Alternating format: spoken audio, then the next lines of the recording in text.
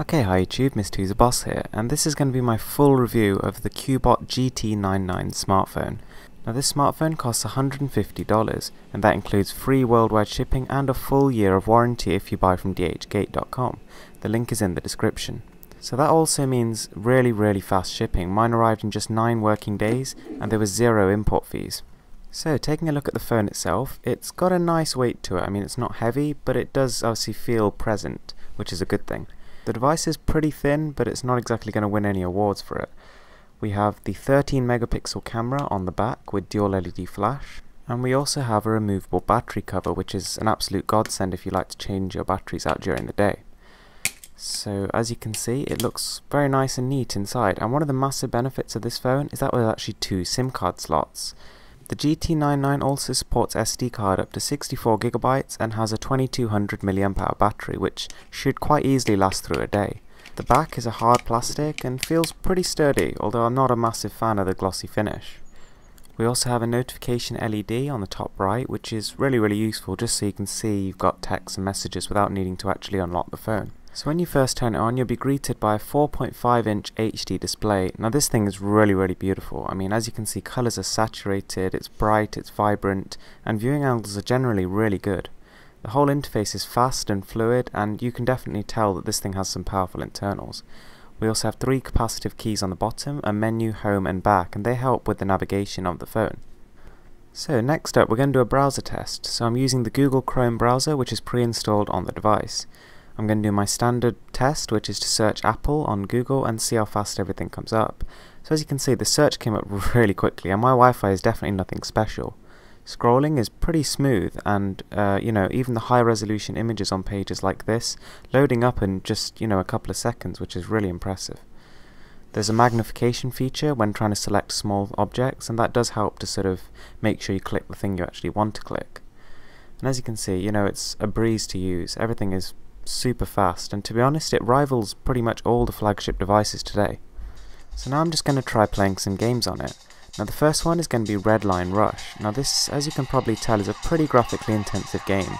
There's lots of reflections on the cars, there's a vast sprawling open world, and it's running at a buttery smooth 60 frames per second, and that's all thanks to the quad-core MTK processor inside this thing. You may also be able to hear the speakers pumping away in the background, and they're actually really good for a set of mono speakers. They're loud, clear, and they've actually got quite a strong bass. So next up is Dead Trigger 2, and this is quite possibly the most demanding game of 2014. The GT99 manages a solid 30 frames per second at the second highest graphics setting, which is, again, very impressive. I mean, what can I say? The game looks pretty much, PS3 and Xbox 360 standard. It's really good. For comparison, the HTC One M8 can play this game at one graphics setting higher at 60 frames per second, and that is a 2014 $600 flagship device, so this is really good stuff. Next up, Plants vs Zombies 2. Now, you may already realise this is a slightly less demanding game, but it's just as popular, if not more. It's the kind of game that just about every single Android device owner will play at some point, so it's well worth showing you how well it works on this device, and it looks like a living, breathing painting. It's just beautiful. As you would expect, the frame rate is locked at 60 frames per second, and there are 0 bugs and glitches, so the gaming experience is just great. And it only gets better from there. I mean, when you actually watch movies on this thing, it feels like it was absolutely made for it. I mean, this video you're watching here is Timescape's 4K. And playing on this 720p screen, it looks so crisp and colourful, and it's just, the camera does it 0 justice whatsoever. And I suppose the fact that you can take 64GB of SD card storage with you means that you can just take a whole load of movies with you wherever you go. So it's kind of like a little DVD player, but just does a whole lot more.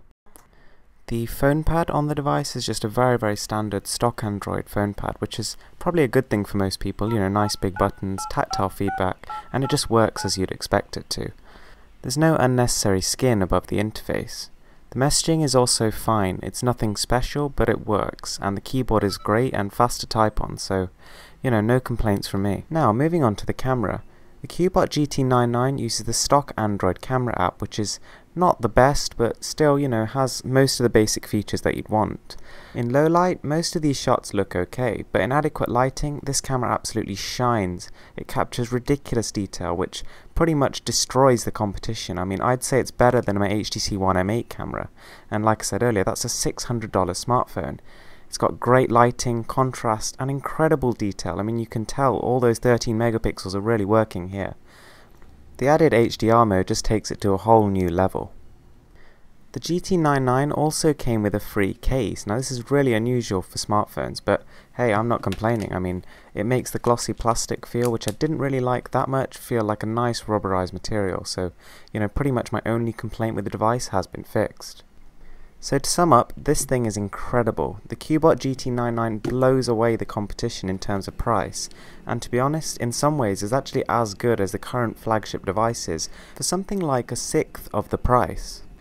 It has a really nice screen, loud and clear speakers, powerful internals, and a ridiculously low price tag. This is a true flagship killer. Thanks for watching guys, I hope you liked this video.